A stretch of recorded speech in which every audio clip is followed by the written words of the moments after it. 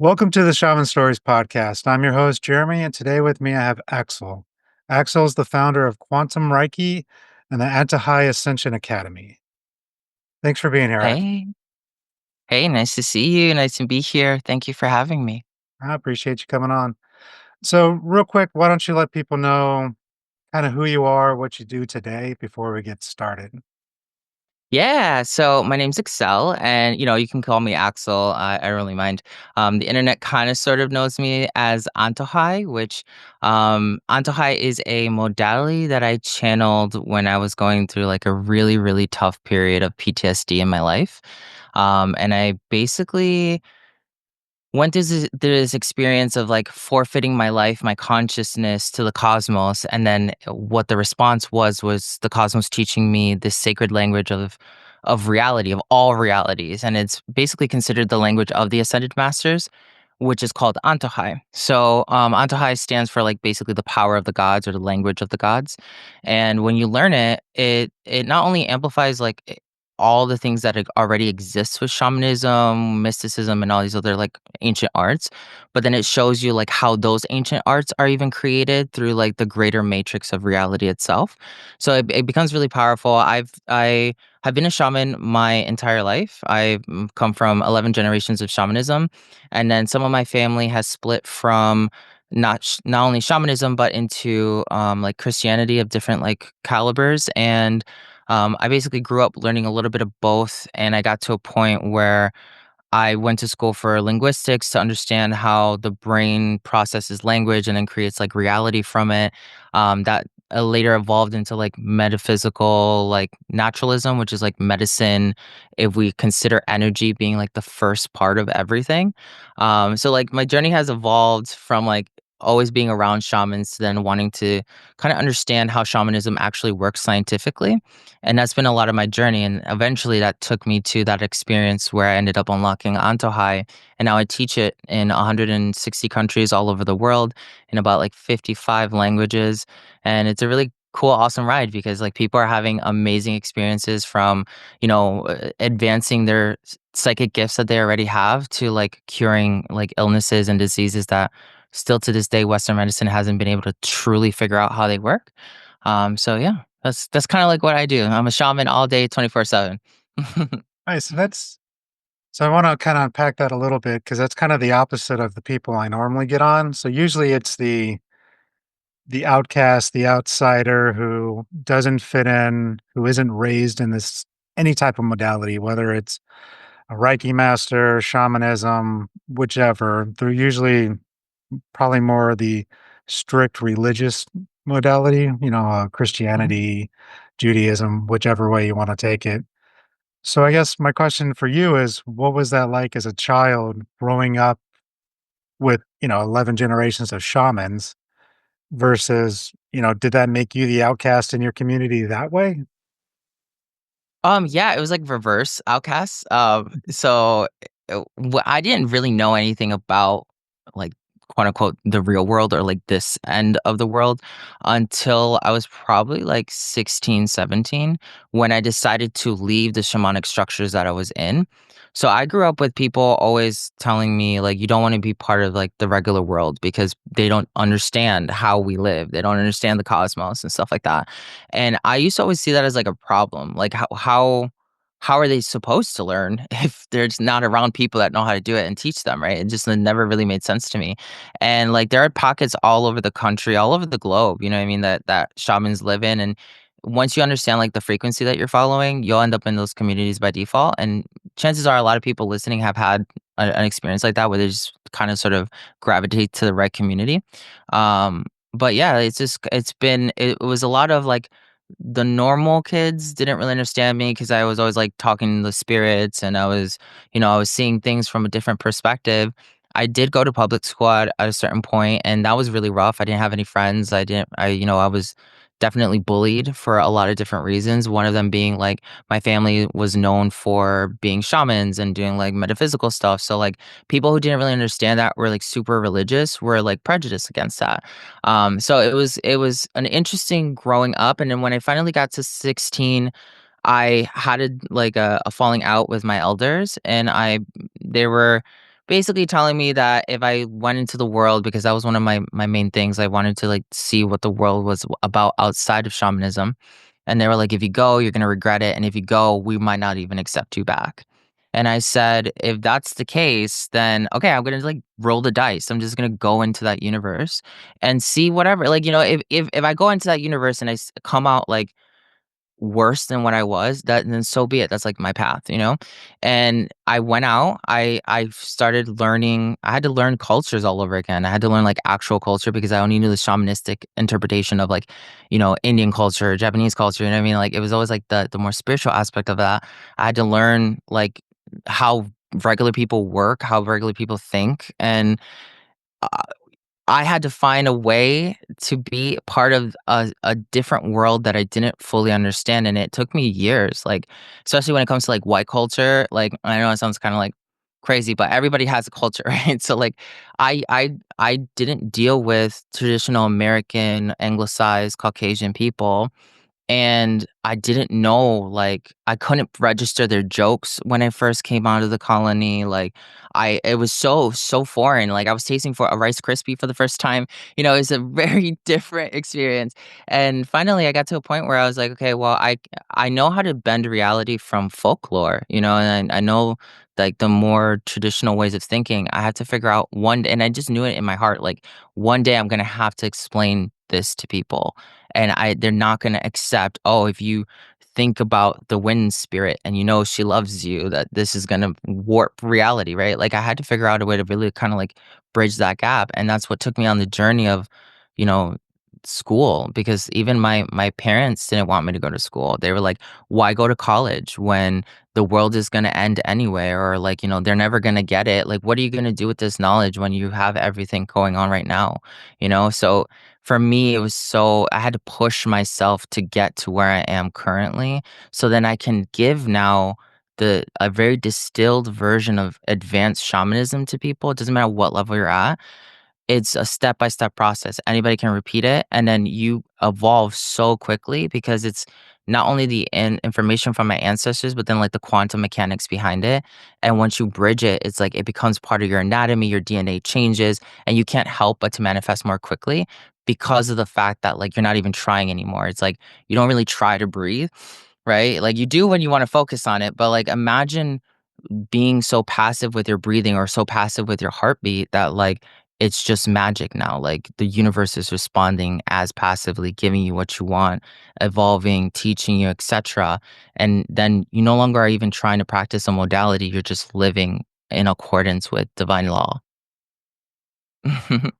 No, and that that makes total sense too, especially the culture side. So I've traveled around the world a little bit. My wife actually is German, and so even just bringing her from Germany to the States was a big culture shock.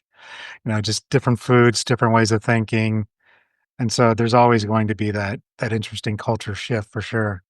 Mhm. And with that, so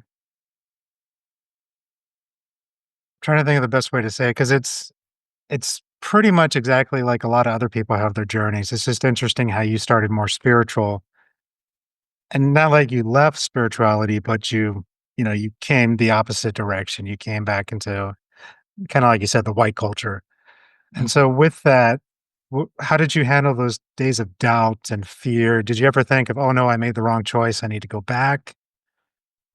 Like, Yeah, a ton of times I was like, "Man, like, I don't get this universe, like, how am I gonna even be here?" And then there was always that, I could go back, they might take me back, but then I always had to live with the shame of, like, making that mistake. So that was another reason why I never really went back until I did find success in what I was doing, and then I did go back and I showed them, "This is why I left," and they understood and they gave me my respect for it. But there were so many times where I had to figure out my own training. I didn't have an elder at the time to, like, "Okay, I'm channeling the cosmos so hardcore, I can't sleep for 4 days, like, I don't know how to shut it off," and I didn't have anybody to talk to, so, like, I had to, like, navigate and remember what I had learned up until the moment that I went solo and, like, become my own shaman, literally, and then that's where I really started hacking, like, the dynamics of the universe. Because if I could heal myself from, like, massive psychic evolution, a kundalini awakening, like all these different things that happen to a person on their spiritual journey, then I could easily do the same. And don't get me wrong, like I've gotten gurus and stuff like that around my career. Like I when I see that I cannot see something for myself, I find somebody who can see those things. Mm. And I think it's the wisest thing for anybody. Like you can't do it all by yourself anyway. And it's ignorant to think that. So when I've had the need to be with someone, I will. But a lot of the time, I try to force myself to be the person that I need, because I know I can show up as that person for other people who are summoning that same exact template of person. Does that make sense? Oh, yeah, and like they say Hmm. too, and the people that get attracted to you that you work with, it's usually the healing that you need for yourself too, so they come to you for teachings, and you're still working on it yourself, and you kinda Hmm. work on it together. Yeah. Why that's one of the things I actually teach a lot of my students is like, and there's a 99% chance that you're gonna, like, shift something in yourself. You'll get, like, an epiphany out of it, and then, like, all your clients for the next, like, 3 months are all gonna have that same exact issue that you just solved, so that you can not only give them the answer, but then more dissect, like, how it shows up differently in each person's reality. So it's a really cool, like, resonance thing that happens for sure when you're, like, in your own flow, your own synchronicity. Mhm. Mhm. Can we so I'd like to talk a little bit about the Antojai energy that you were talking Yeah. about, how you came upon it basically. So you mentioned earlier in your intro through your PTSD and then it started coming to you. I guess can you explain a little bit more about that? You know, how that process worked? Whatever you're willing to share, of course. If it's too deep or personal, I don't want to get too traumatic with you. No, that's a shamanic path. We gotta share our stories. But thank you for asking, though. I really do enjoy sharing it each time because it's a little bit different. I get to like analyze it differently. So I grew up in a shamanistic household. My parents left shamanism when my sister was born, so they were like about like 19, 17 to 19 years old. They had left the house around like 16, and it was a totally different time for them. You know what I mean? But when they were going through a really hard time. A priest came to their door doing like, missionary work, and then they just got like swept up in that because they needed community, right? So I grew up in this weird tension that like shamanism is real, but shamanism's the devil with them. And then my grandparents were always kind of just like, hey, shamanism's is life. Like it's not even religion. It's just like gravity works. Like this is how shit works, right? And it was really interesting because I always inherently had like this connection to shamanism, and I think that's what really brought a lot of tension between me and my parents. My dad was extremely abusive. He was an alcoholic. Um, when I was 8 years old, he broke his neck. He was actually wasted, and he was trying to teach me how to dive into a pool. And then when he was doing the demonstration, he like I nobody really knows if he hit the water like concrete or he hit the bottom of the pool, but something happened and he was paralyzed from the neck down. So then that was like my first shamanic awakening where um the reason why I'm sharing it from this close at the beginning of my story is because there's this echo effect, and you'll kind of like see it in your own past and stuff like that. But it's like the past is affecting the future is affecting the past, and you're not aware of it until you meditate on it, right? And the nowness. So this experience kind of like clicks into that. But I remember my dad used to always play like fake dead, right? And then I would just ignore it. I would always it was annoying because every time I got close to him, he'd like scare the crap out of me. So I remember this time being like, oh, he's just doing it again. I'm just gonna get out the pool and just whatever until he can't breathe anymore. He'll just bring himself up, and I'd be right. As I was thinking about turning around, it's like reality just went black, and all I could do is see the water rippling, and there was a being that was, like, right next to me, and it was like, "He's not joking this time. Are you gonna let him die?" And I just knew in every fiber of my being, "Holy shit, this is real." As an 8-year-old, I jump in there, I pull him out. When I flip him over, he's begging me not to drop him into the pool because he can't feel his neck and, anything below his neck, and he's freaking out. So then my mom comes through, my mom's freaking out. She calls 911, hangs up, calls 911, hangs up because she's panicking and she can't, like, get a coherent conversation with anybody on the phone. So I have to, like, be like, the adult now in that situation, call them, carry them through the whole entire thing, like keep her calm. And then the next couple coming years is like my dad he got like once in a lifetime operation for fixing his neck, but there was this thing where he would get 1 in 2 chances of actually being able to walk again, or he would have a one no, it was like a 1 in 1,000 chance of him walking again, a 1 in 2 chance of him dying on the table. He ended up saying, "Okay, well, I'm gonna just go with it because 'cause I'd rather not be paralyzed the rest of my life." But when he gets that 1 in 1,000, but when he comes back out of it, he's got bipolar, he's got schizophrenia, and that journey is, like, for the until the moment I leave at 16 is, like, navigating his psychosis, like, he was always kinda, like, saying certain entities were always affecting him, and it was to a point where he not only sexually abused me, he tried to kill me a bunch of times in my sleep, etcetera. So, like, that was another reason why I had to, like, leave because my mom was enabling him, and she wouldn't allow, like she'd always be like, "Oh, he's mentally ill. You gotta, like, look past what the fact that he chased you with a machete or tried to run you over with a car, like, he's just not right in his mind." So, she would never let me call the cops or no other interventions or anything like that. Um, then fast forwarding a little bit more, I that's all trauma that was accumulating, so that, like, took me into, like, living my life from this angle of, like, I can't trust anybody, I don't know this world, like, I'm still trying to discover myself now in this new world, who am I? And it just kinda compounded and, the errors that you do, hanging out with the wrong people, trusting the wrong people, making the wrong decisions, and I got into kinda, like, crime in a way, not like horribly, but like if you slighted me, I didn't have a problem like breaking into your house and like drawing all over your walls or some shit like that. And it came to a point where I had accumulated so much negative karma and chaos in my life that it came and it collapsed in my first marriage. So like I ended up getting married to my twin flame, most powerful experience I've ever had, but also the most destructive experience I've ever experienced. That person forced me to look at all the trauma that I had been carrying towards my parents, that I was running away from my own sexuality, from like where I fit in the world. And it came to a head where, like, in that relationship, I ended up losing my freedom and I ended up actually, you know, getting arrested and spending time in jail. And it was a moment where I had to be like, "Okay, I've aligned myself with a narcissist because of I recognize I've done all these things. Like, am I going to continue to walk down this path? Or like, I this really sucks. Like, who knows when I'm gonna get out now?" And it forced me to just like reanalyze shamanism, and I think that that's something I've learned where, like, a lot of times people think shamanism and witches and healers, they have to be, like, kind people. No, they don't. Like, you can attain bending reality, being, like, the shittiest person on the planet and, like, still do it by being, like, yeah, the most kindest, the most compassionate. Like, reality isn't gonna stop you from attaining these skill sets.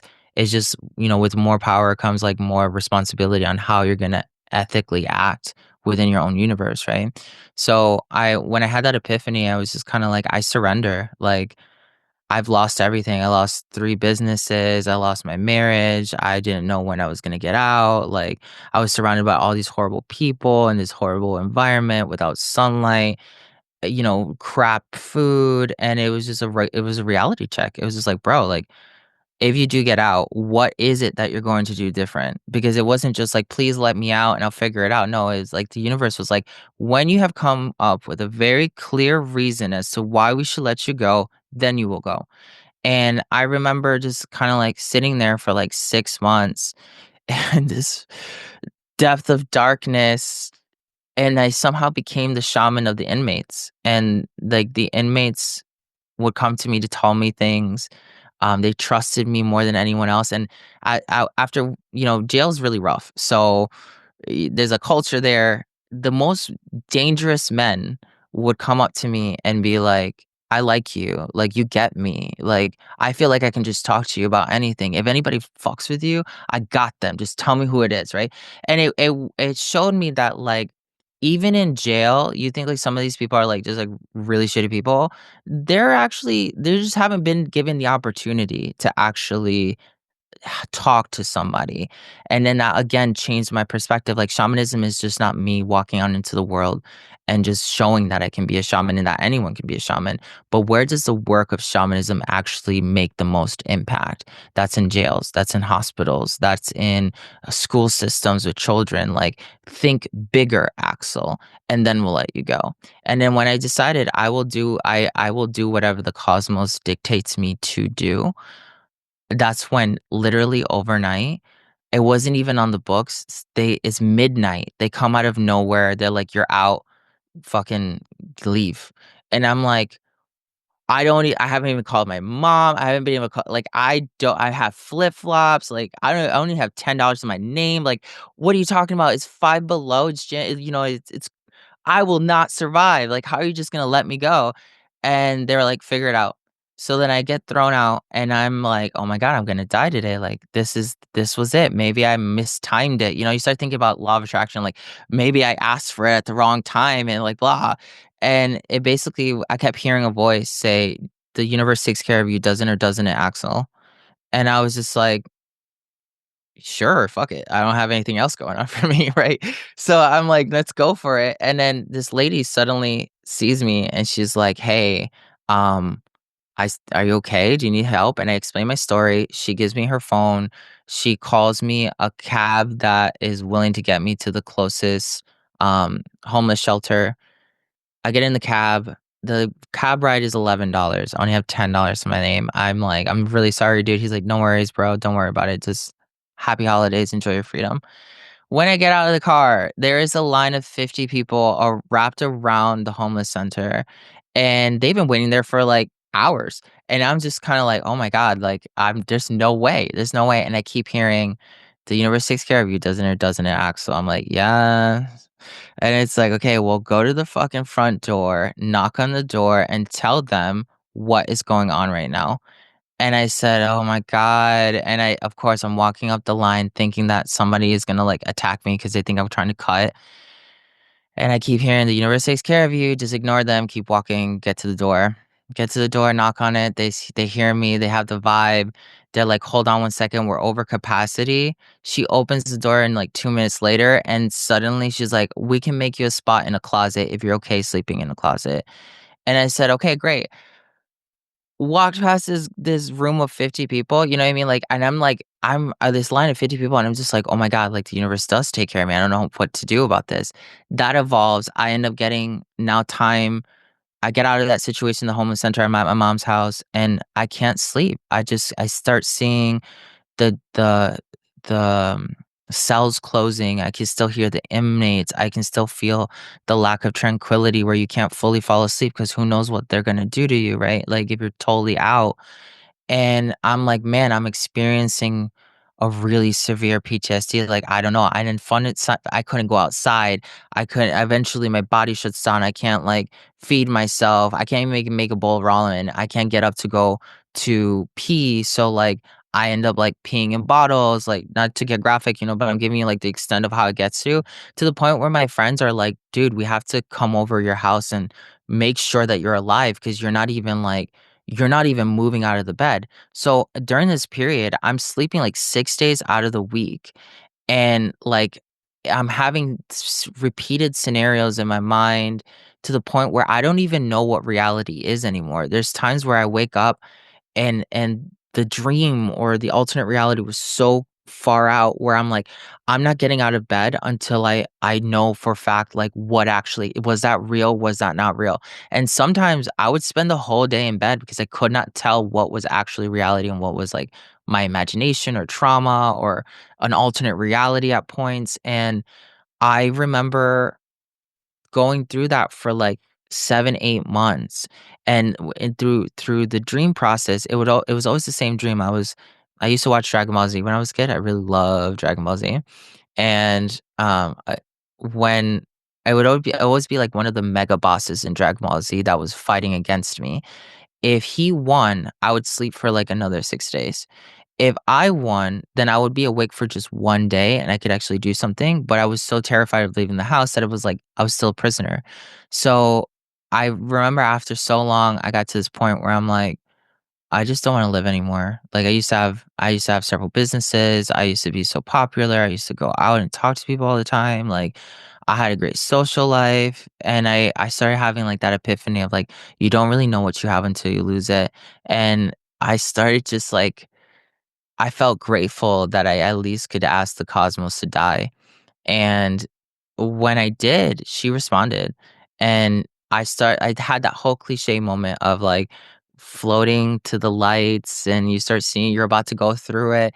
And at the very last minute, I had this idea. I'm like, you know, multidimensionality is a thing. What if the answer is just not on the third dimension and I could just find it somewhere else? And the moment I said that, it was like another light opened and I said, "I'm willing to go there if it exists." And I got pulled away from like the traditional lights, which now I understood would have been what the Tibetan Book of the Dead talks about, the lights of illusion. If it would have gone for the original light, I would have reincarnated. But because the true light came through and I said, "I'd rather see the truth instead of just escape this reality," that's when suddenly I got teleported into deep space. I started hanging out with aliens. I started understanding like alien cultures, alien art, like alien music, their alchemy. It took me to like other dimensions. I started learning like IP addresses, like like it was almost like a Google Maps system of the cosmos. I wanted to go hang out with these people that know this particular level of alchemy. I could go there, no big deal. And over time, like for the next like 4 or 5 months, I was still in the coma, like that pseudo PTSD coma, but I was like living a totally different life. And I got to a point where I'm like, if this is not real, I'm totally cool with it. Like I don't really care. And I had become friends with like 5 principal people. To me, they're people. They never introduced themselves as deities. They never said we're gods. They never said we're ascended masters. They were just cool aliens that were people, and I hung out with them. Turns out one of them was like, "My name's Vishnu." Go like, you can find me on the internet. And I'm like I'm like, "Yeah, okay, whatever, bro," right? I'm like, maybe somebody who's channeled this alien called Vishnu. Knew nothing about the Hindu gods. Go online, exactly who I've been talking to, how he looks, his demeanor, everything. Holy crap, I'm hanging out with a Hindu god? Like, this doesn't make sense to me. So then I asked another one, Shiva, Lakshmi, Ra from the Egyptian pantheon, all these different deities that I didn't really like. Never knew anything about. They were giving me their names, and I was like, holy shit! Like all of my astral friends are like these really powerful beings. And then once I understood that, they each gave me a charm. It would look like a little like keychain, and I had put them on the side of like my clothes in that other dimension, and I just thought it was like astral bling, you know what I mean? Like a chain or something, like gold chain or something. And they were like, "Now take these and go back and teach people about it."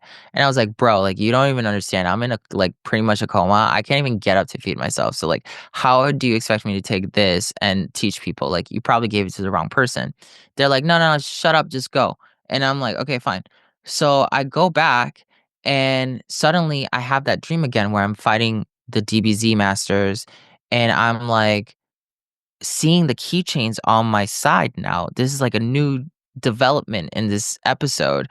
And I'm like, okay, well, this is different. And I pick them up and they turn into weapons and like spirit guides that are here to protect me. So they ensure that I win this battle against this particular archetype of my mind.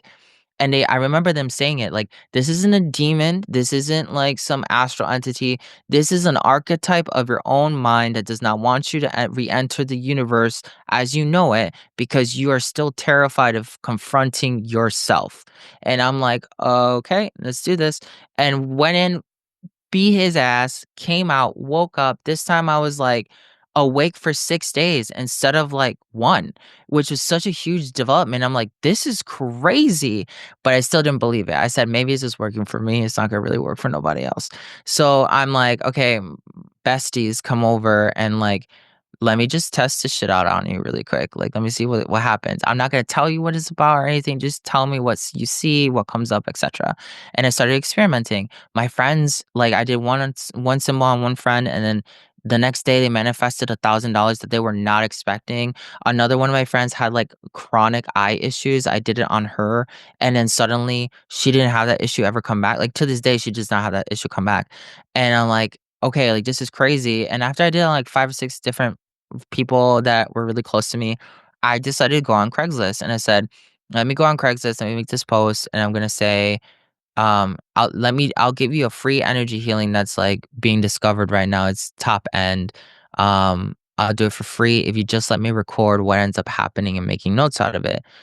Don't know how people from all over the world ended up finding this like listing. I have no idea because I only just posted it in my area. Suddenly, I'm working with people over like voice, over phone, over Zoom, in person, and recording it. Each one of my experiments were the exact same because like I have like I want to follow the scientific method. And I was like, I'm just gonna sit down on a chair. They're on the table. I'm just gonna hold my right hand out, pump the energy, not say a word to them. And when the 90 minutes are up, I'm going to then ask them what happened. So when I would do that, literally not touching them or anything, while they're in the middle of the session, they're crying, convulsing, shaking. They start telling me what's coming to their mind from like this one moment in their life. And at the end of it, almost all of them said the same exact thing. Like, I feel like I had 20 years of therapy in 90 minutes. I don't understand how this is possible. Like, this was more effective than even going to a traditional therapist. And you never once said a word to me. And I was like, yeah, I totally get it. And through the process, I documented cancer, psychosis, schizophrenia, depression, fibromyalgia, HIV, and there were transformations across all the board, and I'm like, "What is actually happening?" And then Antohai really got me to understand that we have 12 chakras. Everybody's familiar with the first 7 chakras, which are powerful, but they're tied to the physical experience. There are 7 other chakras outside of your body. Those 7 other chakras are what dictate what the first 7 chakras will respond to. So, like, if you're always just working on the first 7 chakras, you're not actually doing as much manipulation as you actually believe because you're not working outside of the physical framework, which is the illusion of manifestation. So I started learning the eighth chakra, which is traditionally seen as the halo in, like religious art and stuff like that. It's been in front of our face the whole entire time, but we totally forgot about it. So then you look into Hinduism, they have their own version of the halo and they have a secondary halo in the back of their head. So like I started seeing like, oh man, all these cultures are talking about the same things. Like they all talked about the soul chakra, and even if the culture didn't have chakras, they had a reference to something like that. So like the Aztecs had power bands, and there's strips that run specifically all around the body, where like in Hindu culture you would have like the chakras. So it was really interesting to kind of like see that comparison, and it took me down this rabbit hole of being like, oh, when they say like Antohai is the language of reality, it's the blueprint or the chemistry of reality itself, the language of the ascended masters, they're not kidding because every culture in reality has known about these particular powers. Like one of the symbols of Antohai is the double spiral that looks like the Milky Way. Well, you can literally find that in Druidic magic. You can find that in Hinduism. You can find that in Caribbean shamanisms. Like we all knew inherently what it meant, but we were somehow like separated from the world. And that's kind of like something that comes up later. Like I end up realizing that all these cultures they had some sort of interconnection prior, and we lost how that was possible. But yeah, that's been like the journey, and it's been just teaching me like, all right, if someone has inner child issues, that's connected to their solar plexus chakra. So if you work on the solar plexus chakra, what other immunities or what other issues happen if that goes out of sync? Okay, well, autoimmune disorders strike from the solar plexus chakra. Parkinson's disease is a gut issue. And like I started making these calls in medicine before papers were being written and stuff like that. And I was producing results before they've even become scientific, like actual research. So like a lot of what I do is interesting because I'm already calling something out 4 or 5 years in advance, maybe longer, and I have recordings of me saying it or whatever, and then later a paper will actually come out sustaining what I've channeled. So it's like Antohai is teaching me advanced quantum mechanics without me ever having to do the research. And then I started thinking about like how Einstein had his astral lab where he would go and rehearse his experiments, and then turns out all of his experiments were correct. You know what I mean? So it's like, okay, I'm on this frequency that Einstein was on. It's crazy. And like the rest of it has been me just documenting the antidotes for certain things, how the body actually works. Like if you turn on your eighth chakra and you put your thought on this particular process, then reality will have to respond in X, Y, and Z fashion in terms of manifestation and the law of attraction. It goes as deep to like your psychology. So like people think in specific ways that once you understand how the Antahai language like functions, you'll literally hear them give you the answer as to what it is that they're looking for. Like they're unconsciously telling you, and it teaches you that like everything is manifested. If you're a healer, your clients literally manifest you, like because you have a specific medicine for them. Same thing if you're a tarot reader, like no one else can tell them the message that they need to hear but your particular deliverance. And it becomes like a really intrinsic connection of ascension with your soul purpose, to the point where like eventually there's no separation. You're completely integrated. All of your psychic abilities go up simultaneously with your healing abilities, with your ability to bend reality, and it condenses like about 25 years of continuous practice in shamanism, and as little as like some students have done it in 2 weeks, but I usually tell people, like, "Take your time with it, you wanna digest what you're doing." But, the average student is, like, about, like, a year, and I've taught it in about 3 months to people. So it really just depends on where you're at, where you're coming from, like, if you're brand new to your spiritual journey, you might wanna take a little bit more time. And one of the things I always tell people is, like, "Yeah, okay, I'm giving you the keys to the universe where, like, you can bend reality that drastically and do all these really cool things, but shamanism is a lifelong practice. It's not like, "Oh, yeah, and learn how to fucking manifest money, and then that's the end of my journey." Like, no, like, you have to continue to develop new perceptions of even manifesting money if you want to be better at it. Like, it's never gonna just stop just because you learned a spell, you know? Sorry for the long, drawn out, response, but that's how I got here. Yeah. No, I mean, that's an incredible journey on itself, man. Like, I couldn't even imagine going through half of that, especially as a child. I mean, impressive is the wrong word, but, you came out of it, so that part of it's impressive, like, that's one hell of a journey. And I guess with that, so when you started working on people, was that the beginning of what you call quantum Reiki, or is that a different thing? Okay, so, like, quantum Reiki came because when I was going through that whole PTSD evolution process that I was trying to get through, I had known already, like, 16 different styles of Reiki up until that point. Because I was, like, really into, like, just studying energetics, and when I realized that all the styles of Reiki were just a Band-Aid, like, or an aspirin. They weren't actually getting to the core of the problem. That was another reason why I felt like I'm just gonna die, because like, not even energy work is gonna work for me. I had tried traditional shamanism techniques, and those didn't even work for me. So, like, that's when I really got to that point where I'm like, "I'm gonna forfeit it." And then when it taught me about Antohai, it started by teaching me how to hack Reiki. It was like, look at Reiki. Yes, it works to a certain extent, but let's look at its actual dynamics, right? And it took me on this really long, like, experimental process of like, where does Reiki actually come from? Well, Usui Reiki is actually not like anything special, because before Usui Reiki, there was traditional Reiki that the monks were already practicing. He just learned it, made it popular, rebranded it, called it Usui Reiki, and then that's why everybody knows it as Usui Reiki. But it was before him that it was already practiced. So then when did he found this? He basically put it together in 1920 in a way that he could deliver it to people. He was getting people to learn it who would pay him 10 grand. That's like the equivalent of like $250,000 our time, right? Like they had to pay him 250K to learn Reiki with him. And then he only taught 10 people who then went on to like create their own modalities. If you think about it, in 1920, they didn't have cell phones. They didn't have social media. They didn't have like a ton of pesticides in their food. They didn't have all this other stuff that today we're dealing with. So Reiki works up into a certain degree, and this is why it didn't work for you, Axel. And it went as far to show me like people who have really complex trauma, really deep rooted, even ancestral trauma, Reiki can only barely scratch the surface.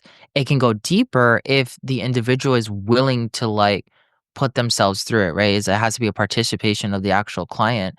And then that's when I was like, okay, well, how like is there something beyond Reiki that is governs Reiki itself? And then that's when it was like, yes, Antohai. And Antohai is broken up in this way where it focuses on the 14 chakras, right? And each one of the chakras opens up a new language, basically. So like each chakra opens up 12 keys. And then so there's like the prime language of Antohai. Let's say that the root chakra opens up 12 keys. That's the first language of Antohai, which is focusing on primality. And then each individual chakra, we have the seeds of rebirth, which is the language of the sacral chakra, which is all the energy that comes out from the creation of emotion itself, etc. And you can just keep kind of going up. Each language will teach you something completely different that's tied to like your spirit body, your soul body, your astral body, etc. And then that's kind of like that's kind of how Antojai came to be because it was like the seventh language is actually considered quantum Reiki. We're going to call it quantum Reiki. It's actually cellular alchemy. You're going to learn how cells actually respond in reaction to what people would consider Reiki energy. And then that's when I started really hacking crazy stuff like each one of you're made up of billions of cells, for instance, right? Each one of your cells has at least 100 trillion atoms inside of them. Each one of those atoms has a few quarks inside of them. So if you look at that, what's actually happening in your biology, your quarks at the center of each one of your atoms phase in and out of reality constantly. We know that by default. Your atoms are in two places at once. We know that by default. Your DNA doesn't recognize time and space. So, like, if I were to take a vial of your blood, take it on the other side of the planet, make you go through a meditation, whatever physically happens to you in real time, on the other side of the globe, your blood is going to react in the same exact way as if it were in your body. So then, all right, your cells are technically phasing in and out of reality constantly. They're in two places at once. It doesn't recognize time and space. So this is like quantum Reiki. When you understand what Reiki is actually doing to the cellular anatomy, then you can hijack the body's processes and actually make it do miraculous things or what people consider to be miraculous. Because if you think about miracles, miracles are constantly happening. That's why they happen all over the world at random times. It's just your perception is out of alignment with a miracle perpetually taking place. And then if you study like Hindu alchemy, Krishna, he tells you like you're constantly having an orgasm. The only reason why you're not in a constant orgasmic state is because your ego tells you you got to go to work, you got to go take a shower, you got to take care of your kids. Like otherwise, if you had nothing else you had to focus on, you could continuously be in the bliss of an orgasm. And then you start seeing like these constant, like we know there are these cosmic constants that are always playing out. And then it started just showing me, all right, well, this is how we're going to hack the body by understanding the true dynamics of like even how your cells when they're about to split, there's a flash of light that comes in and then cells split. When I learned that, I was already practicing the quantum Reiki key called the light of life. And then literally when we divide and we do all these other things, when you feel love inside of your body, your blood produces like these pockets of light that you can literally see in the blood and everything looks really harmonious. And then it's took me down, like I was practicing this key called the waters of life. Well, turns out Dr. Emoto's work was really amazing for this type of stuff because he showed that if you talk to a plant, you tell a plant it's ugly consistently, it's going to wither and die versus telling a plant I love you, it's going to grow really strong. Same thing with like your water crystals. If you listen to heavy metal, like your water crystals end up breaking themselves apart. If you feel deep love, they become like snowflakes in a way. So you're 70% water, waters of life. Like if you don't know how your water intake and that dominant force on in your system reacts to your thoughts, your emotions, the way you believe things, then you're not going to be able to actually like say that you're a true Reiki master because Reiki is essentially saying like life force energy. People just think life force energy is funneling it through the crown chakra into my heart, into my hands, and pumping it out to somebody. No, life force energy is truly understanding the biology and the physical components of the body. That like, and this is what's crazy. What some of my latest research in like quantum Reiki has been about like emotions. So it takes a quarter of a second for you to have a trigger that then tells your body to start producing chemicals. Then it takes another quarter of a second for those chemicals to start like arranging themselves into an emotion. So then 6 seconds in, now you're feeling an emotion. Then if you stay in that frequency of that emotion for 17 seconds, you start attracting similar things to you. Stay in that for 68 seconds, you start becoming magnetic. So you're literally moving the waves of energy all around you to start bringing you through the law of attraction, that which you're in resonance with. Stay there for 90 seconds. Then suddenly, this is a feeling. It's grown. The longer you stay in that, that becomes a mood, a personality trait, and an active unconscious behavior. So, like, if you can catch each one of your triggers at the inception, like when you get angry, this is a 6-second chemical response. This is a 6-second chemical response. Like, I don't have to hold on to it. This is just chemicals reacting. Just chill. These are just chemicals, right? And you just put yourself through that. You then start having a mastery over your own body. You know what's actually happening. You bring intelligence to the body, and then the body will then start manifesting for you.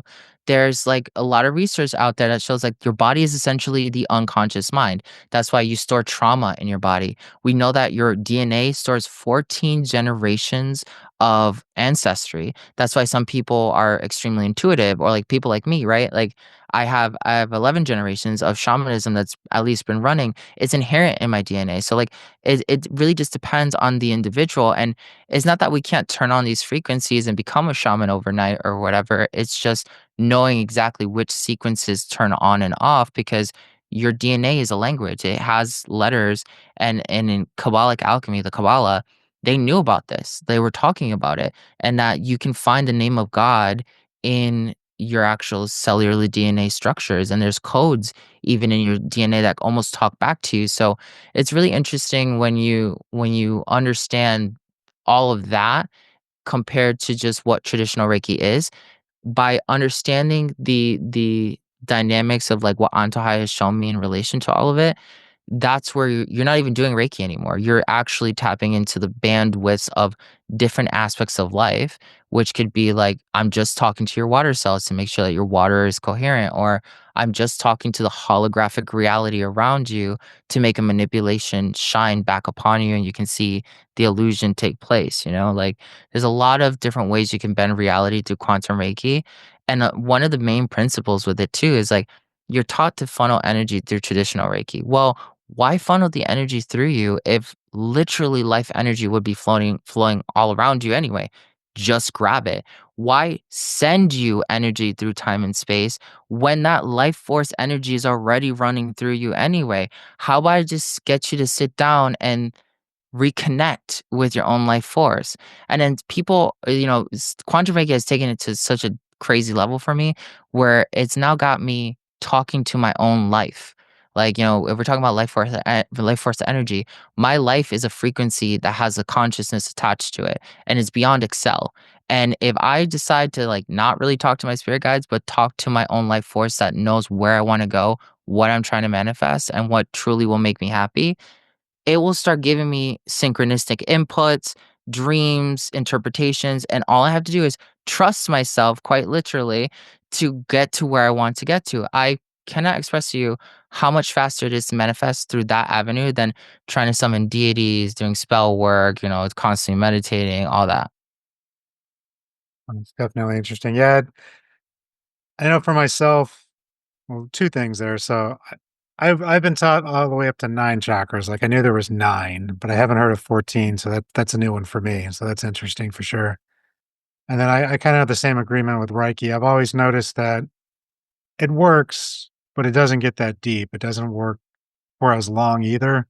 Because I always see people, like going back for like tune-ups, I call it. It's like they're just not quite there versus at least with me, I was trained in the Andean tradition, so we do a lot of clearing out of the chakras, and I always found that was stronger, but it still felt sometimes I still feel I don't get deep enough when I need to. So sounds like your way might be even deeper, which is something that sounds interesting to try for sure. Yeah, yeah, yeah. Quick question, I know this is like a side note. Have you been to Peru yet? No, not yet. That's on my list. Such powerful magic, yeah. It's been on my list for a long time. It's just yeah. Well, I got to yeah, renew my cool. passport at this point. That's gonna Yeah, take. no, I got you. Yeah, but I'm sorry, what was your last question? Like, I heard Andean and I was like, Peru, I just basically got back from Peru, and it's such a, like, a beautiful experience. No, I was just talking about in that culture, we're taught to clear things out of the chakras as well, but I still feel like it probably could get even deeper, which Oh, sounds yeah, like yeah, that's yeah. what you kind of do. Yeah, absolutely. So, like, one of the really cool things that all of my students have gone through at some point is, like, they realize that they're no longer healing somebody. They're talking to you while fully aware that reality is shifting depending on where the conversation and your perception goes. And somehow we're able to like literally hear. I've done these really cool experiments with like technologies that can hear your unconscious mind. So Mm, basically like you talk to the technology, you say like a 20-minute script about like what you're trying to manifest and it comes back with like an affirmation. Really cool stuff, but it's shown me that I can hear in my conversations with other people what is actually off because I can speak the Antojai language in a way. And my students can do the same thing. So it's interesting because reality right now is shifting, even though we're not aware that it's doing it in active time. Anything that we say, anything that we feel has the potential to like make it go in a very specific direction. So it's interesting because yeah, you go deeper, but I think it's not really the process because I know a lot of people try to get into like this thing of like if I learn the next technique, then it's gonna really like get me deeper into my work. It's the integration of the technique that you already have mm. that makes it secondary. Like the greatest hypnotists in the world, they're no longer even trying to hypnotize you because they know what frequency they have to get into for you to be hypnotic. That's a totally different thing than having a script to make you hypnotized. You know what I mean? Oh, it makes sense. Hmm. And so a few other things I wanted to touch on too. So I liked what you said. I was watching one of your videos. You were talking about black magic, and you kind of touched on that earlier too. Of it's not all light and love. It's not all rainbows. There's other stuff out there, and I totally agree with that too. It's if we're going to believe in light and love, then we also have to see that there's other aspects of that too, and we can call it shadow work or black magic, but in reality, it's. I think you said it best. Was it's all perception. It's how you use it. And I was just curious if you wanted to touch on that a little bit more. Yeah, like black magic in general, you mean? Yeah, just your Yeah, perception of absolutely. it, how you work with it, just, you know, your way of thinking of it, versus other Yeah. people. Because everyone hears black magic, they instantly think, "Oh, that means you're gonna curse somebody or kill somebody or Yeah, like worst case scenario. Yeah, do yeah. the No, voodoo magic," that even though that's been used for healing as well, everybody equates it to, evil. yeah, absolutely. So, oh my god. I love black magic, not because I like using it for like negativity. It just teaches you it's such a zero bullshit way of actually learning about yourself in the cosmos.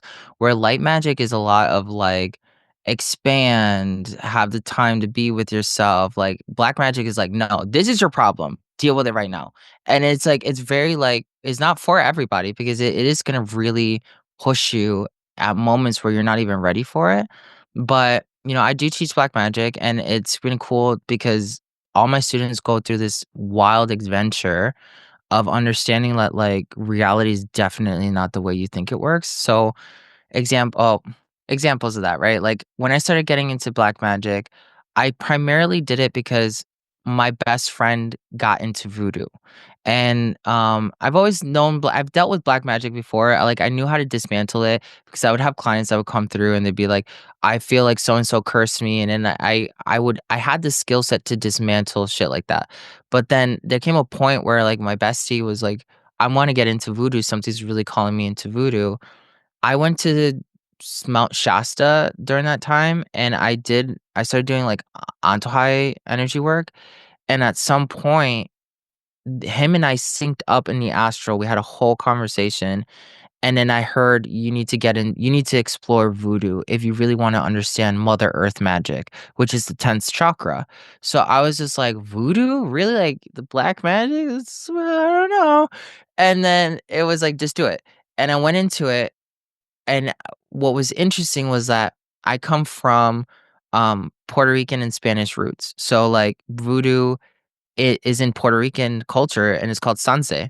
And my practices already as a shaman were kind of cultivated around sanze, which is like you don't have a bias to work with an Egyptian god versus like a druid god or something, right? Like all gods have wisdom, all gods can be tied to like past lives and like they can be your family, etc.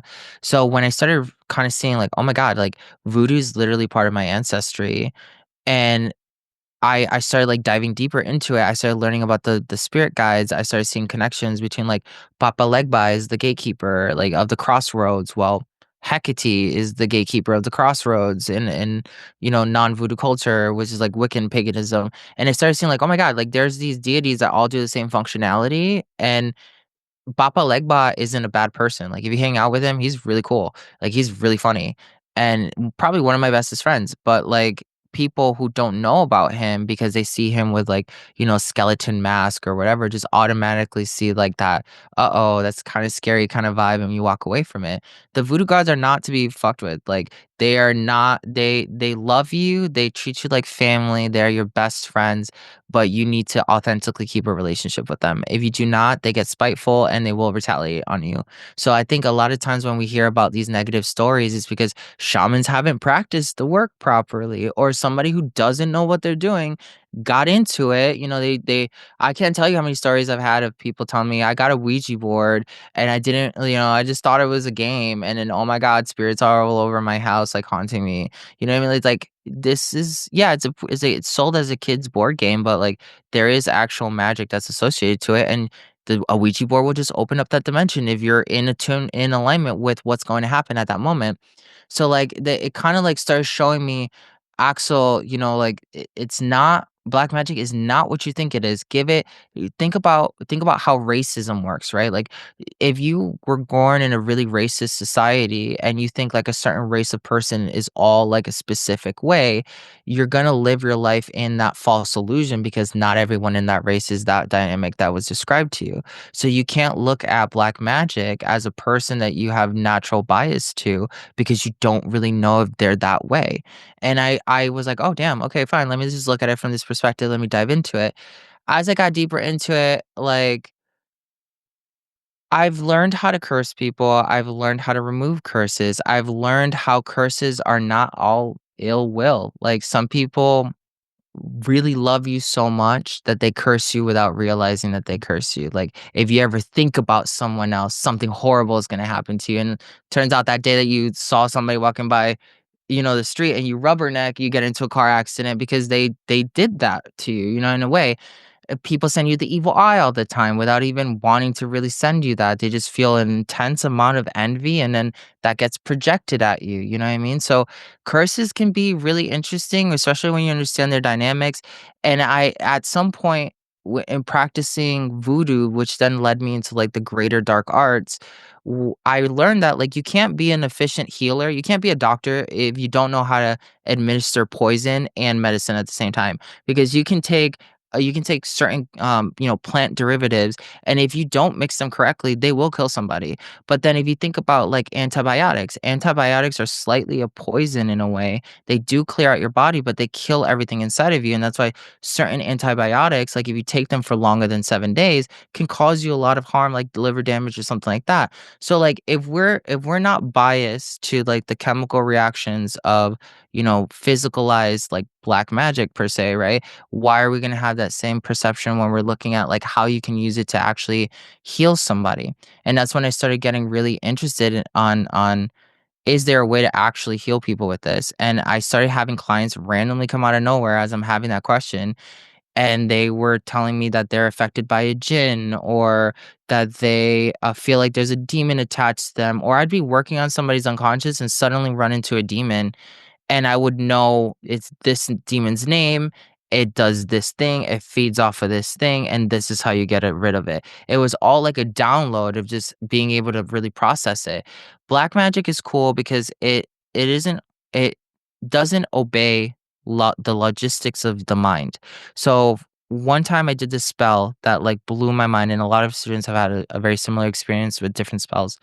But I remember at one point I got really obsessed with Satan. Like I was in that black magic realm. Satan kept being the topic. He wanted to talk to me. I was like, I'm not gonna run from this. Let's see what it's all about. As I'm practicing with Satan, I'm meditating with him, letting him talk to me, letting him teach me his perspective on reality. He's like, do a spell and see how it manifests in your reality. And I said, fine. I manifested Satan, and then suddenly I start having like dreams of when I was a kid, and my dad would lose his shit, and he would like be threatening to kill everybody, and he would be like, Satan's telling me to do it. Satan's telling me to do it. Oh, and I was just like, okay, that's weird. And then more dreams started happening like that. It took me weeks to actually realize what was going on. And during that process, Satan's like, "You should also, like, summon the devil. You should summon the devil and see, like, how the devil's work starts to work." And I started doing it, and then I started having dreams of every time he lost his shit, and he was like, "The devil's telling me to do it. You better leave the house right now because the devil's telling me to kill you." And I was just like, "Holy shit." Like, I'm doing magic at 30, black magic with Satan that's echoing into the past, which influenced my childhood because it was influencing my dad and I didn't even know what was going on at the time. Now I have awareness of it. Oh my God, I've done it to myself. Like my childhood being as complex as it was because I was messing with this magic right now. I can't really fully even blame him for his psychosis because I'm behind it without realizing it. And when I had that epiphany, it helped me heal my dad. It's weird. Like, I don't wanna say, like, I healed from my dad. I healed my dad because I understood that, like, he really did lose his shit because I was doing really advanced magic that I didn't realize would echo into the past, and it would just made sense, like divine order, like, everything happens for a reason even though you don't really understand why it works. And yeah, that's been like a lot of like the experiences that you have. Like black magic is self-inflicted. Sometimes people think like, oh yeah, black magic is because somebody sent it to me. No, like you can curse yourself. You can have such a deep belief that like you're never deserving of happiness. And every time you're about to get there, something horrible comes around because you have a fundamental belief that you're never supposed to be happy. So it's of course it's gonna look like a curse. A lot of the times people have these projections when they come, and but I understand, like, when people call the Vatican and they're like, "I'm being possessed by a demon," they throw you through this whole psychological process to see whether or not is actually happening or it's a figment of your own imagination. So, like, I've had to learn through the years of practicing black magic and letting it be available to people, um, what is psychosis and what is not. And like when a demon's really affecting you, like you know that. Like it's all over your reality. It's on your aura, like it's very apparent something wants a hold of you. But when it's a personal projection, it's like it's only very situational and only attacks you when you're about to be happy. Not like consistently your life is perpetually being thrown deeper and deeper and deeper and deeper into unhappiness. That's a demon, right? Because it has that perpetual agenda. So working with it has been really interesting because, a lot of times people come with this psychosis and they'll say like, I have a skinwalker in my backyard trying to like eat me. No, you don't. What do you mean? Skinwalkers are only manifested in a specific part of the United States because of a specific dimension that was opened in that area. Are you dealing with something supernatural? Perhaps, but it's not a skinwalker, right?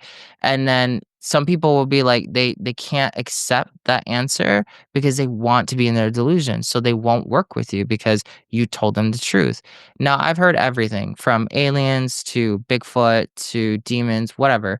I accept it all, thank you to black magic, because I have met some beings fairies, freaking like elves, gnomes. Like I never thought none of that really counted. But those are part of the black magic realms, like, dwarves and stuff like that. So, you kind of start learning like there's another ecosystem on the other side, and not all beings are bad. Like some people are like, demons are all horrible. No, there's some demons that are really actually cool. They just got the bad rap. Like for instance, Belphegor, one of the seven deadly sins of sloth and procrastination.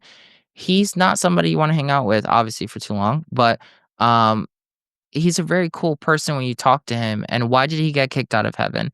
Because while the angels and the rebels were fighting, he decided, I didn't want to get into this. Like I'm just gonna sit out of it. And because he didn't get into the war and chose God's side and just wanted to be nonpartisan, like God was like, all right, you're going with them, then get lost, right? So it's just like one of those things where when you even read about like demonology, like the origins of the demons, why they got kicked out of like nature and stuff like that, you end up realizing, okay, like not all of them, some of them got the short end of the stick, literally, just because of one thing or another. And you start to have compassion even for these beings, and you can help these beings even transcend their own karma in a way, which I know sounds crazy, but like that's the type of work that eventually you get into. You evolve it from shamanism into ascended mastery, and there's ascended masters of light, there's ascended masters of darkness, like, and if you read the law of one tells you straight up, like there's two ways to get to ascension: 97% of service to yourself, or 51% of service to others. Of course, it's way easier to be a service to others, but like we do see people who go down that 97% and they still reach greatness.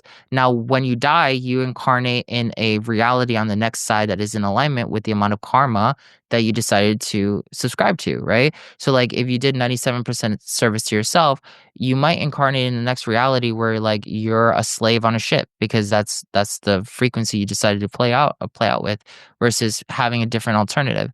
So you start kind of seeing like the universe also doesn't, like, this is another thing that really like blew my mind. I used to do manifestation all the time, and I knew that you can manifest negatively and stuff like that, but I never really understood why or how. And through black magic, it started teaching me that like um, manifestation only listens to what you say. The cosmos doesn't care what you say to her. If you say I'm lucky and everything works out for me all the time, she's like, yeah, okay, cool. If you say, oh my God, the world is horrible and the world is only filled with shitty, negative people, she's like, yeah, okay, cool. And like that's all she ever does. Like, and people get mad because they're like, the law of attraction doesn't love me, or like God doesn't love me. And then if you look at the law of attraction having like a problem, then you're saying that God would have a problem, because the law of attraction is God's magnetism anyway. So like you're mad at God without realizing it. You're blaming the law of attraction for not getting your thing, but is it more so that you just don't have a connection to God as a whole? Right? Like, and like you don't understand God's ability to magnetize things for you. And that's where it gets really interesting, because like black magic has actually made me get closer to God. Weirdly enough, I, growing up as partially Christian, when I left, I was like, I detest Jesus. I detest God. Like it manipulates people. It makes people fight and get into wars for no reason. Like that's not the God that I subscribe to. And with black magic, I came to understand that no, God's wisdom was taken and manipulated for man's personal power and control, right? Hierarchy systems. They did it in everything. They did it with Egyptian magic, like the deities preferred specific pharaohs over the others. It's not just Christianity. It happened in everything. So then it forced me to be like, okay, well, my prejudice growing up towards Jesus and God and whatnot, maybe that too is an illusion. And I need to open up to, just like I learned, black magic from this new perspective of not being prejudiced. I need to do the same thing with God. And that opened up the doorway for me. Like I wouldn't say like, and I use the word God because now it's all much more like blended together. For the longest time, I would just say the cosmos, the cosmos, the universe, whatever, the spirit guides, my higher self, whatever. And now every once in a while, I catch myself actually saying God, not because I'm praying to God, but I understand there's, if reality is infinity and if reality has all these different perceptions, if I can talk to Shiva, which Shiva is a form of Brahman, or I can talk to Kali, which is a form of Brahman, or I can talk to the angel of beauty, Yophiel, which is one of the emanations of God, right? Like there's always like these extra deities that always take you to the same singularity. let me learn what that singularity is. So then I became friends with demons, I became friends with angels, and I through that, they taught me about the Kabbalah, you know what I mean? And there's the Sephirot, which are the positive angels in the Kabbalah, and then the Qliphoth, which are the negative angels in the Kabbalah, which, one is the tree of knowledge, which is the negativity, the other one is the tree of life, which is the positivity. They're both found in sacred geometry. So for you to ignore one over the other is like you're willingly saying to reality, I don't want to look at this half over here. Keep me ignorant to like what makes me feel comfortable. And you see that in so many different like energy healers where it's only love and life. Well, surprise. Like, freaking we just realized not too long ago through spec, I think it was, that um authenticity vibrates more higher than love itself. So then when you're like, okay, well, love is not actually the most highest vibrational form of reality, it's authenticity. You can be authentically a shitty person and still ascend if you're okay with it. If you don't have any personal karma with taking negative actions against a person and your ethics can sustain your divinity, you will still ascend into 5, 6, 7D and plus because that's how the dynamics of reality work. Like similar to the law of attraction, she just always says yes. There's just rules that you need to subscribe to and you'll still be able to get there. Like Netflix doesn't tell you you're a shitty person, you can't have access to our system. That's the same thing that the cosmos does. You know what I mean? So it's really interesting using black magic because it warps your mind. Sometimes makes you feel kind of crazy, but when you understand it, you're like, holy shit, like I didn't know anything about even quantum science, medicine, like anything. Like you just feel like a child again that is aware of their own ignorance when it comes to like the creation of reality itself. Yeah, I agree with that, and it's definitely an interesting perspective because I talk with people all the time. It's like, well, if I just love and say no to the bad things aren't going to happen. I'm like, that's not how it Mhm. works. But we need to address the bad things, and then we can learn from them, and then we can grow and we can become better. I think that's what we really need to do. And again, you can call that shadow work, whatever you want to call it, but it's identifying our woundings, identifying our issues, our triggers, and working through those and figuring out how to be the better version of ourselves. It's Yeah, kind and of the like my viewpoint. yeah, the thing with it is like everyone it's really interesting because the light community has a lot of aggressive movements that they make. Like, yeah, I'm gonna attack this demon, I'm gonna banish this demon. Like, wait. And that's what I teach my students a lot of times. Like they go immediately for the attack. And I'm like, wait, why don't just talk to the being? Maybe like you can negotiate with it. Maybe you can get it to understand, like, hey, you know what? Maybe it's not benefit for me. There's no benefit for me being here. And it leaves of its own accord. Why always choose violence in the name of light, you know what I mean? And it's really funny to see how a lot of light workers choose ignorance. Like, I'm just gonna pray it away. Like, sometimes you can't pray it away. Sometimes you gotta exercise it. Sometimes you have to like integrate it. Even a lot of times, people think that they have like a negative being and they try to push it away, push it away, push it away. Instead, why don't you just like sit with it? Why don't you desensitize yourself from it? Where like you've been running away from it your entire life. Now you're not gonna run away from it because it has no power over you anymore. Those shifts in consciousness, which like is considered like polarity therapy in certain energetic forms, is what really allows you to master reality as a whole, because sometimes they're projections that come from you, they're projections that are being sent from you, and like there's answers. Like you always have to be able to see the infinite like possibility, like in any business meeting, you know what I mean? Like sometimes, yeah, we have to just cut our losses. Sometimes I have to fight you. Sometimes it's something else. But if you can't see that, I don't think you're proficient at what you do at all. Like in my opinion. Hmm. Yeah.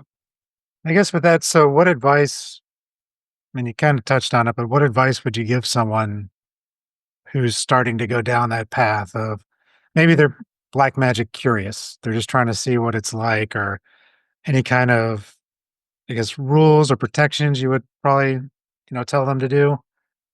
Yeah. So Anything before you specific? even get in, yeah, yeah. Before you even get into black magic, learn a karma clearing spell. There's a ton of them in like Hindu culture, Vedic astrology, stuff like that. But learn one of those, master it, because some of them will tell you like you have to chant them 300,000 times before they actually work for you. Actually do it, and once you have that spell, all right, start practicing black magic because you can now clear your karma whenever something goes off. That's one of the main things I've noticed that nobody has ever taught in black magic is that karma clearing aspect.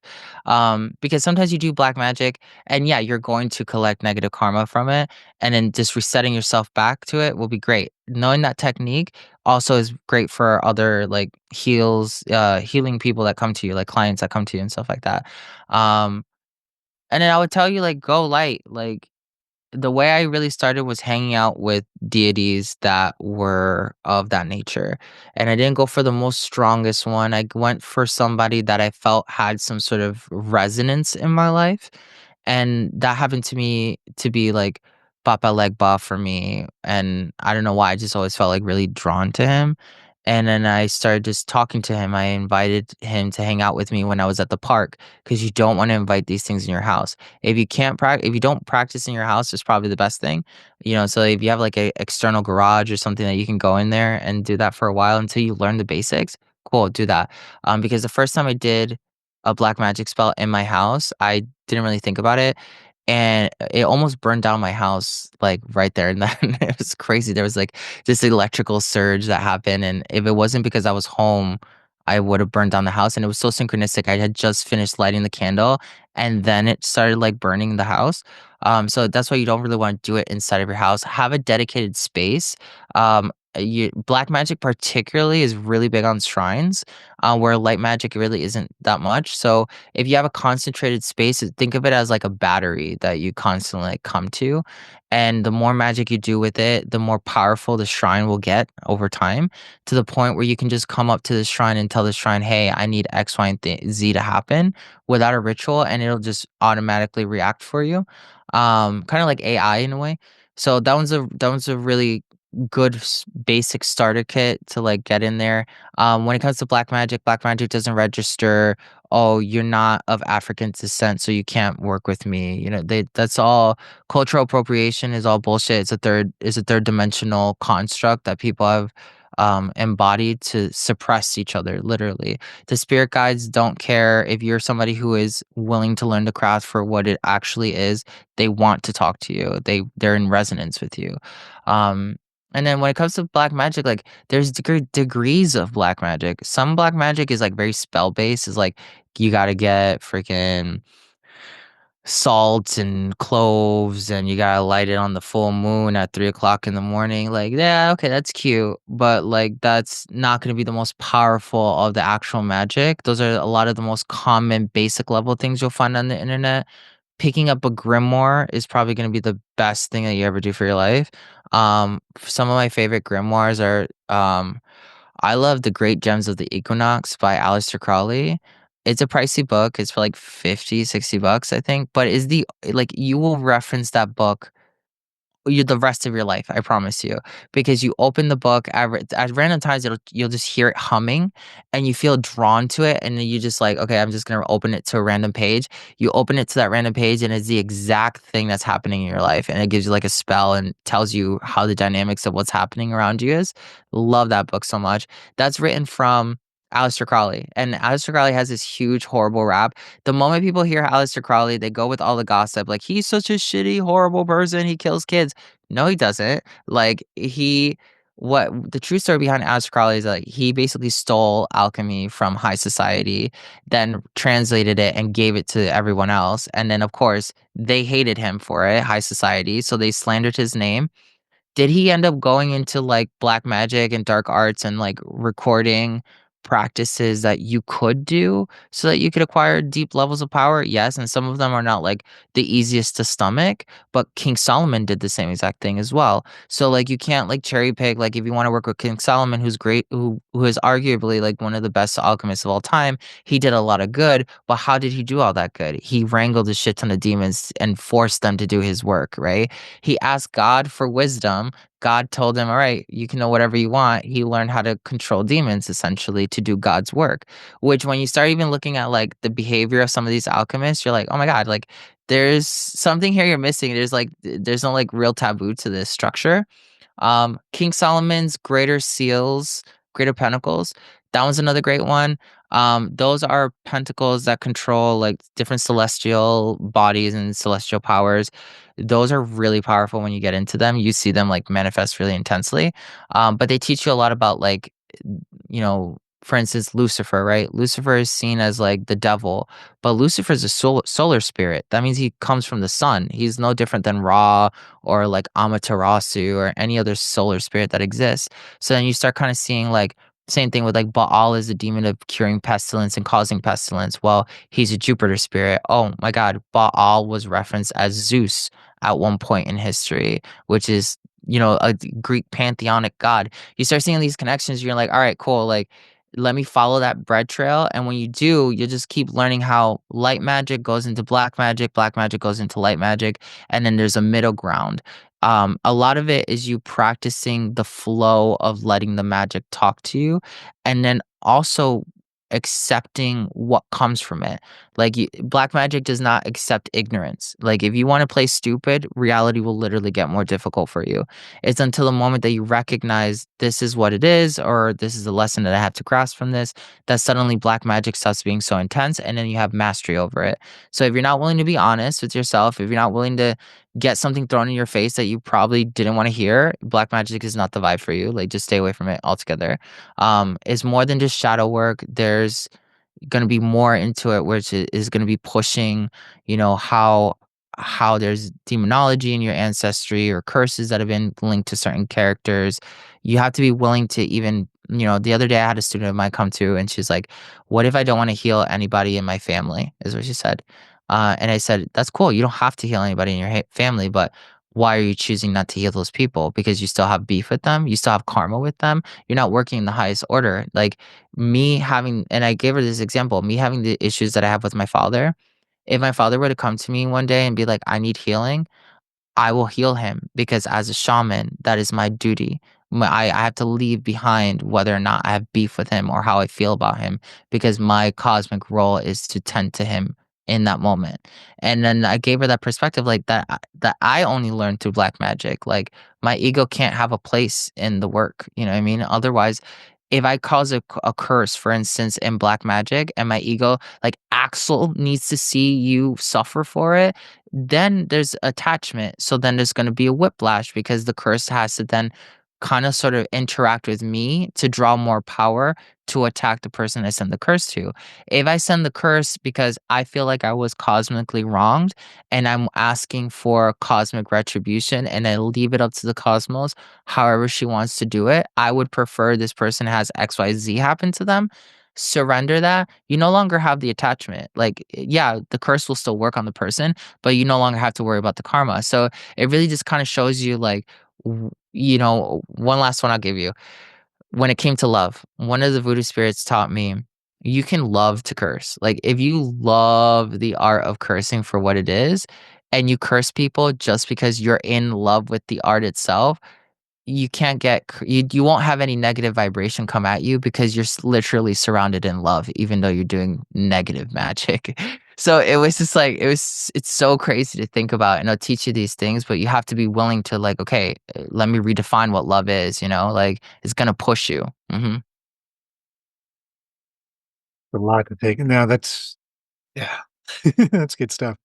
Um, I do wanna I don't wanna miss out on actually talking about the tarot deck that you designed and built. I actually watched your unpacking video, and you were showing people how to use it. It looked really Yeah. cool. It's very expansive, it seems, so I was wanting to give you more time or give you some time to actually talk about that and maybe show it off to people as well, Yeah. too.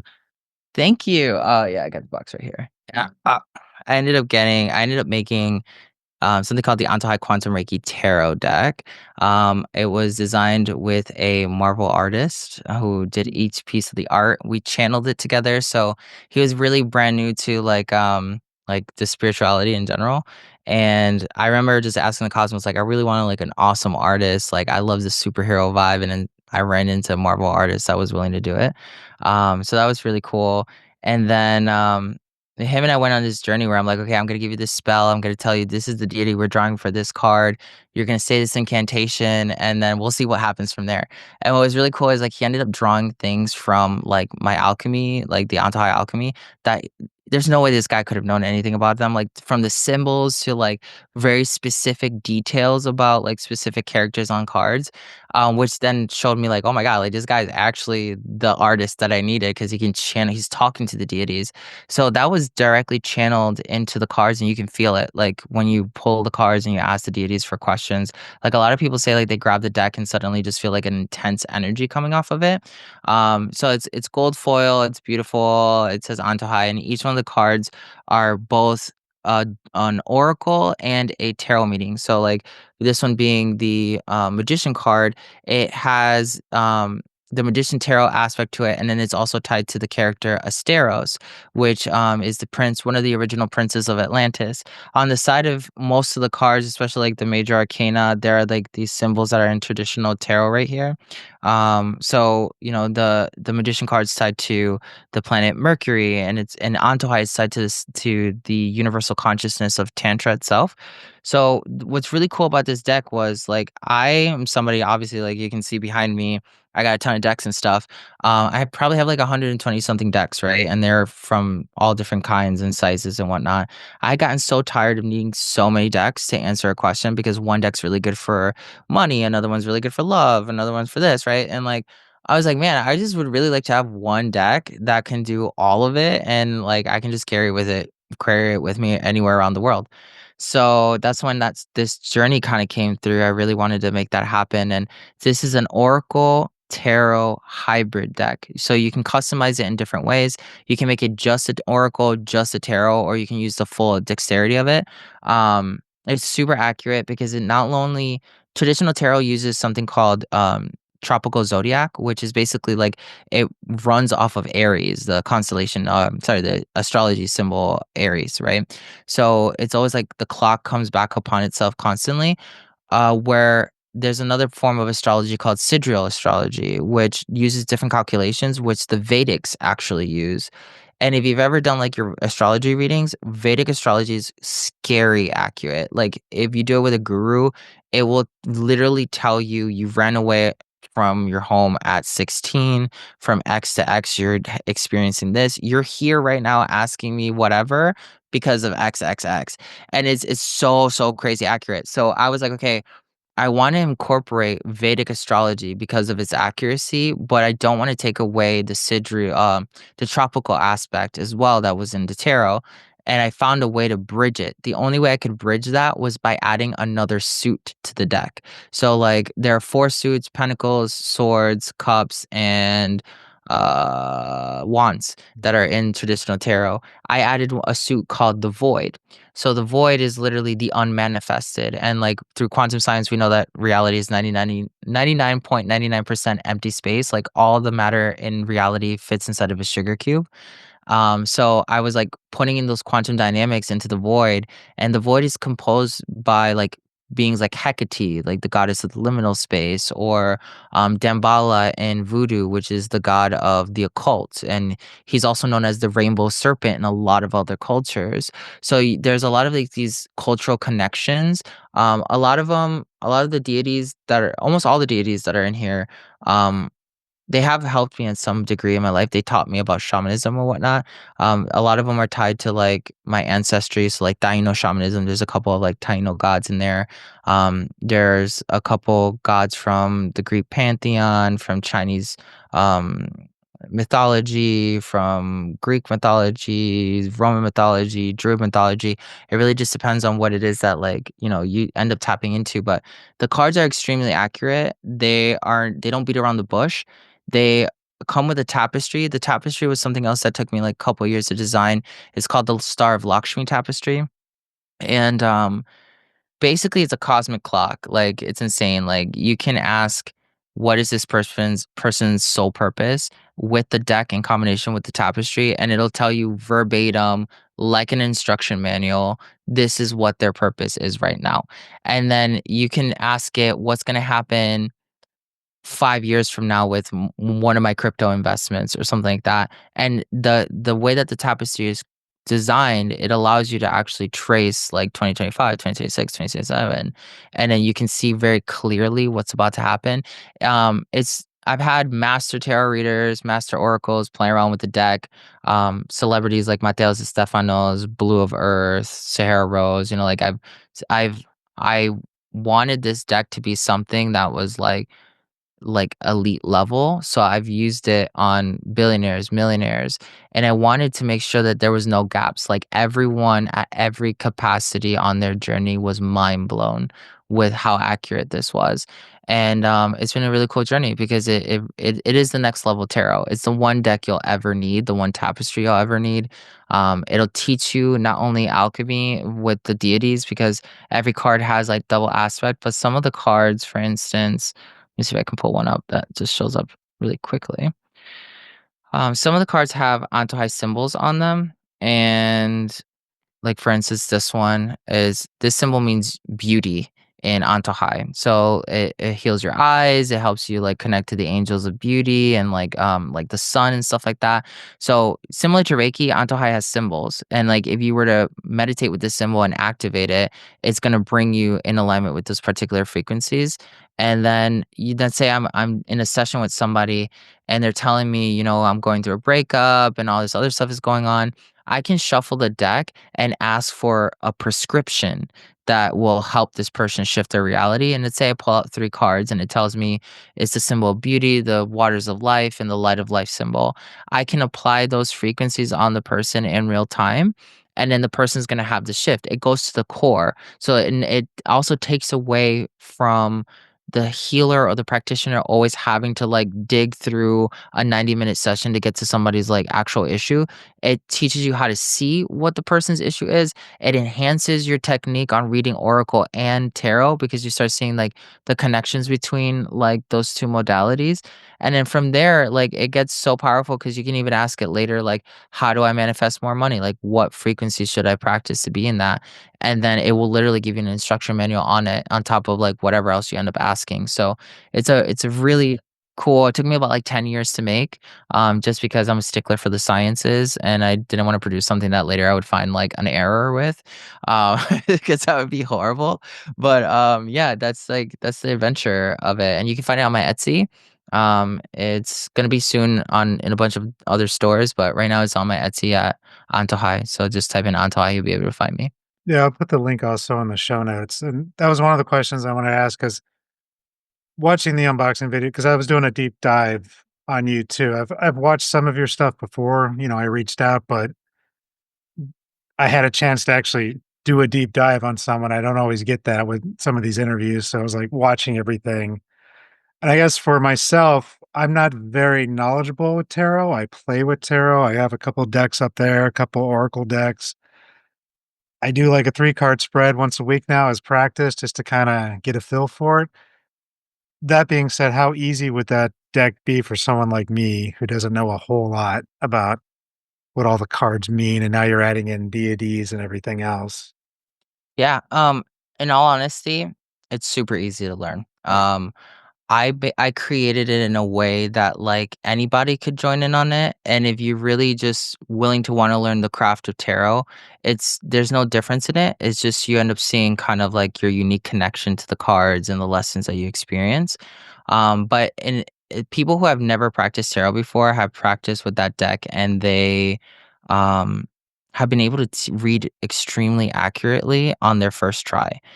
So that's what's really cool because it does bridge the gap on like having to know all the pieces of tarot because that can get really tedious, especially. And that was one of the reasons why I designed it the way to be like an oracle tarot because you got to learn if you have like 120 decks, like you got to literally learn each deck and each character in it, right? So it can be really annoying. And even though there's like that standard tarot component, like the Ace of Wands or whatever, depending on who's writing the script of the booklet is whether or not they're gonna give you the exact depth of that card, you know? So I really made sure that it was easy to understand each meaning of the card while still giving you the ability to go even deeper with it if you wanted to. The cards also come with the course if you really wanna get it. And that will teach you not only how to maximize the different ways of the deck, but also maximize your interaction with the tapestry, and then it shows you different models of, you know, if somebody comes through and they ask you, you know, a question like, I'm about to have like surgery in 2 days. How is it going to turn out, right? And I teach you how to answer very specific questions from like health issues to manifesting love, manifesting money, understanding why something's happening. So it's I know it was like very unique because it's the first deck of its kind. But yeah, if you definitely want to learn it, I also have a community when you join the course that people get to join a WhatsApp group and talk to me directly when they have a question with their tarot so they can better more enhance their experience. So yeah, there's a lot of resources, a lot of cool stuff, and there's so many people already practicing it that if even if I don't get around to answering you, like somebody else will answer you and help you get there. Cool. Yeah, I'm not blowing smoke either. It's actually in my shopping cart. I just wanted to actually get a little more information before I pull the trigger. Yeah, no, I appreciate you. I was like, "Oh, yeah, obviously I'm gonna do it because I wanna do the course with it because I don't wanna just sit there with trying to read 20,000 pages or however thick the book is.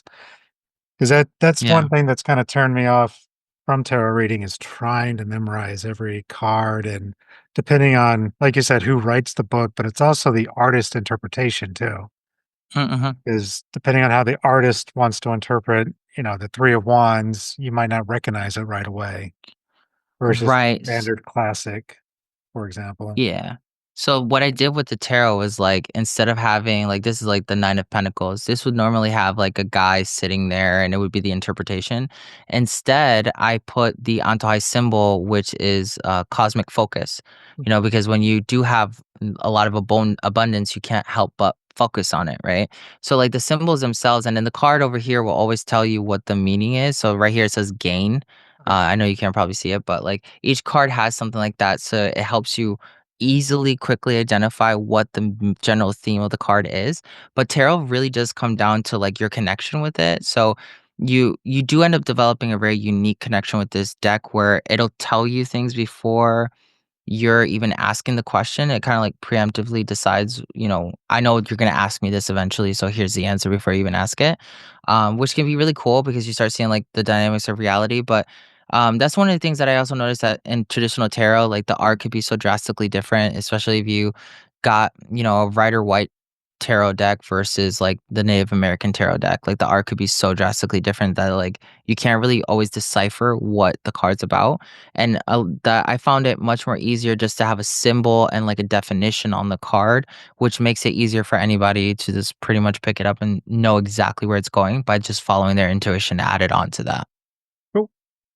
Hmm. And then with your other classes, so on your website, you also have like teaching people about the Atahai symbols and the, I guess, attunement, would you call it? Would they be getting attunements when they're working with you and learning it? Or how does that process work? Honestly, I don't do the attunement process because do I show you different examples of attunement? Yes, but one of the things I noticed with like traditional Reiki and stuff like that is that you're depending on somebody else to give you the access when the access is already given to you. So like all I do in my classes is I teach you to reconnect with the inherent power that you already have access to. So the only way I do that is by teaching you the laws of reality, how the laws actually work, how you can spot them so that you can communicate with them, and then they will respond in kind. So I teach you a core of like shamanism plus like advanced energy manipulation. I consider manifestation, law of attraction, like energy healing, all that to be energy manipulation because that's literally what you're doing. There's no difference. And that's what I try to like get people to understand sometimes, like these master healers that can heal people really well, but can't manifest anything for themselves. And I'm like, what's the difference? Like, you're manifesting somebody's health when you're energy healing them. So, like, how is it possible that you can manifest an anatomical change for an individual, but you can't do it for reality and for yourself, right? Like, there's something that just does not make sense in that, and I help people get past that. So, there's different levels you can enter at the quantum Reiki level. That's more so like for personal healing, trying to like get into like your own vibration of life. And then there's Antohai, which is broken down into like 3 levels. Antohai 1 is for everybody who wants to be more so like a shaman. They're being called to like the mystic life, like the shaman, amplifying their psychic abilities. Antohai 2 is for people who are being called to be ascension masters or ascended masters.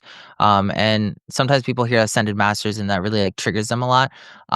But you can be the ascended masters are incarnate right now in physical form. You just are not aware of it. A lot of the people you're probably following online and stuff like that are ascended masters without you realizing it.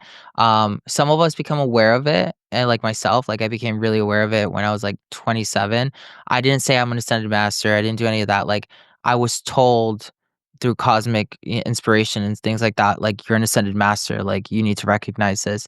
And I even went as far as to be like, "Hey, dude, like, show me I'm not losing my mind, like, this seems really pompous."